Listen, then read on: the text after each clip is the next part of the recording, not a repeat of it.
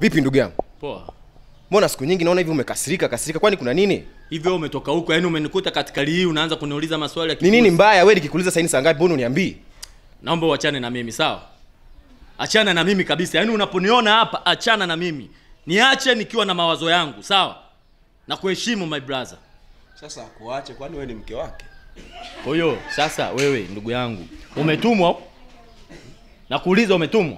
Mimi naomba achana na mimi. Achana na mimi nimeshindwa sasa kwani mlifunga. Sasa subiri nikwambie, wewe ukiachana na mtu lazima awe mke wako?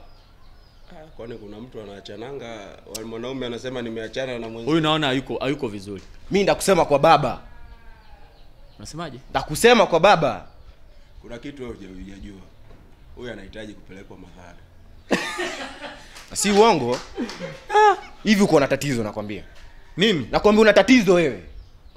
Alafu mara mwisho kupanda ndege ulipanda lini? Si ni jana jioni.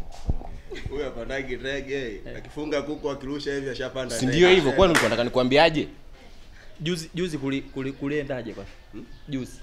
Sasa unaniuliza ya juzi na tuko leo. Hebu lete sukari hiyo si tu dance.